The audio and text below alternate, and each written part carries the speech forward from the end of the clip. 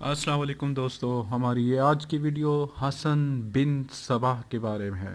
حسن بن صباح نظاریہ فرقے کا اصل بانی بلاد عجم یعنی ایران کا بہت بڑا دائی بانی شیخ الجبل حسن بن صباح کہلاتا تھا۔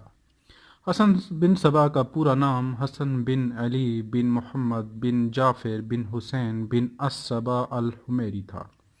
یہ ایرانی تھا۔ اس نے اس زمانے کے رواج کے مطابق اپنے آپ کو ایک عرب الحمیری خاندان سے منسوب کیا تھا، لیکن اسے یہ بات پسند نہیں تھی کہ لوگ اس کا نسب بیان کرے۔ وہ اپنے مریدوں سے کہا کرتا تھا، مجھے اپنے امام کا مخلص غلام کہلایا جانا زیادہ پسند ہے بنسبت اس کے کہ میں ان کا ناخلف لڑکا کہلاؤں۔ حوثی، کرمتی اور اسماعیلی فرقے کی ایک دہشت ناک اور خفیہ جماعت حشیشین اور باطنین کا بانی ابن عطاش کا تلمذ خاص حسن بن صباح ایران کے قم شہر میں پیدا ہوا۔ باپ کوفے کا باشندہ تھا۔ 1071 میں مصر گیا اور وہاں سے فاطمی خلیفہ المستنصر کی خلافت کا داعی بن کر فارس آیا۔ یہ کرمان طبرستان میں فاطمیوں کے حق میں پروپیگنڈے میں مصروف ہو گیا۔ کہتے ہیں کہ نظام الملک امام غزالی اور عمر خیام کا ہم سبق تھا، مگر بعد میں نظام الملک سے اختلاف ہو گیا تھا۔ چنانچہ ملک شاہ اول نے اس کو گرفتار کرنے کا حکم دیا۔ اس نے 1090 میں ایک مضبوط پناہ گاہ قلعہ الموت پر قبضہ کر کے اس میں پناہ لی، جو قزوین کے قریب تھا۔ اس کے بعد کئی دوسرے قلعے بھی باطنیوں کے قبضے میں آ گئے۔ 1094 میں مصر کے اسماعیلیوں سے قطع تعلق کر لیا، اپنے آپ کو شیخ الجبل نامزد کیا اور قلعہ الموت کے پاس کے علاقے میں چھوٹی سی آزاد ریاست الدولت الباطنیہ قائم کر لی۔ پھر اپنے شیخ کے کہنے پر باطنی پیروکاروں کا ایک سلسلہ باطنیہ بھی شروع کیا۔ اس سلسلے میں دائی اور فدائی بہت مشہور ہوئے۔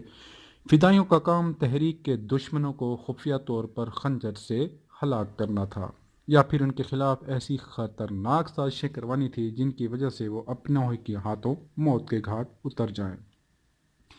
چنانچہ خاص عوام میں سے بہت سے مسلمان فدائیوں کے ہاتھوں قتل ہوئے۔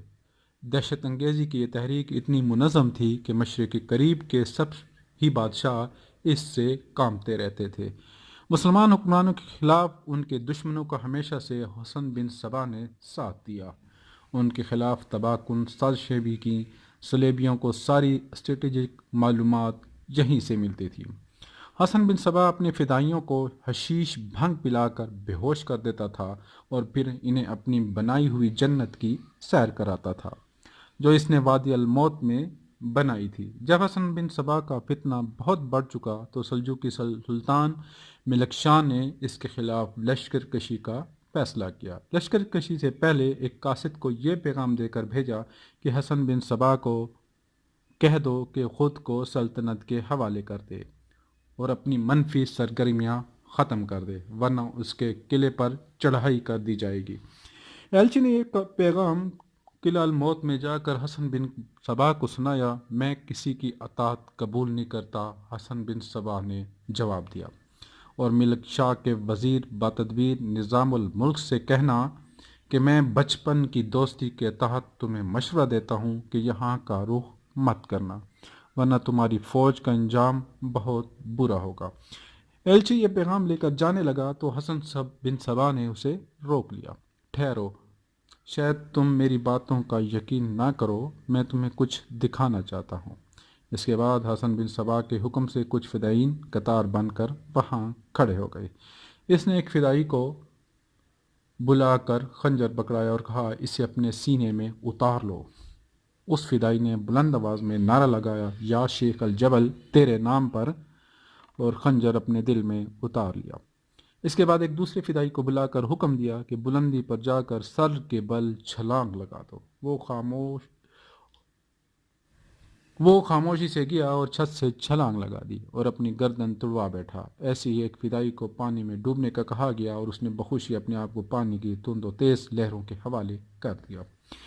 اس ایلچی نے یہ جا کر تمام واقعات سلطان و نظام الملک کو گوش گزار کر دیے۔ نظام الملک خواجہ حسن توسی یہ سن کر جذبہ ایمانی کے غصے سے لبریز ہو گئے اور سلطان کو فوراً لشکر کشی کا مشورہ دیا، جسے سلطان نے قبول کرتے ہوئے اپنے فوجوں کا رخ قلعہ الموت کی طرف کر لیا۔ حسن بن صبا نے یہ سنا تو زیر لب مسکرایا اور کہا، حسن توسی کو قتل کر دو۔ بس اتنا ہی کہنا تھا اور ادھر بغداد کے قریب خواجہ حسن توسی کو قتل کر دیا گیا اور عظیم الشان لشکر راستے ہی سے واپس ہو لیا۔ بعد میں سلطان ملک شاہ کو بھی قتل کر دیا گیا۔ قتل کرنے کا طریقہ بڑا سادہ ہوتا تھا، فدائی مطلوبہ شخصیت تک کسی بھی طریقے سے پہنچتا تھا اور اس کو قتل کر کے ایک بلند نعرہ لگاتا تھا، یا امام الجبل حسن بن صبا، تیرے نام پر تیری جنت سے اللہ کی جنت میں جا رہا ہوں، اور اپنے دل میں خنجر اتار لیتا تھا۔ ایسے ہی حسن صبا نے اعلیٰ شخصیات اور وقت کے بہترین علماء کرام کو قتل کروایا، حتیٰ کہ اپنے آخری دور میں یہ فدائی باقاعدہ کرائے کے قاتل بن گئے، اور عیسائیوں کے کہنے پر انہوں نے سلطان صلاح الدین ایوبی پر بھی 3 قاتلانہ حملے کیے، مگر اللہ کے فضل و کرم سے سلطان صلاح الدین ایوبی سلامت رہے۔ حسن بن صبا نے طویل عمر پائی۔ اس جماعت کا خاتمہ ہلاکو خان کے ہاتھوں ہوا، جس نے قلعہ الموت کو فتح کر کے حسن بن صبا کے آخری جانشین رکن الدین کو گرفتار کیا اور ہزاروں فدائیوں کو بڑی بے رحمی سے قتل کر دیا۔ آج عالم اسلام میں ایک مرتبہ پھر اس قسم کے خطرات ہر جگہ لاحق ہیں۔ اغیار کے کہنے پر فانی دنیا میں نام اور دولت کمانے کے لیے بہت سے لوگ ایمان و ملت کی فروشی کے لیے مذموم کاروبار میں لگے ہوئے ہیں۔ اللہ تعالیٰ اہل اسلام کو سمجھنے اور سازش سے بچنے کی توفیق عطا فرمائے۔ تو ناظرین، یہ تھی ہماری آج کی ویڈیو۔ ہمارے چینل کو لازمی سبسکرائب کریں تاکہ ہر آنے والی نئی ویڈیو سے آپ مستفید ہو سکیں۔ ملتے ہیں نئی ویڈیو میں۔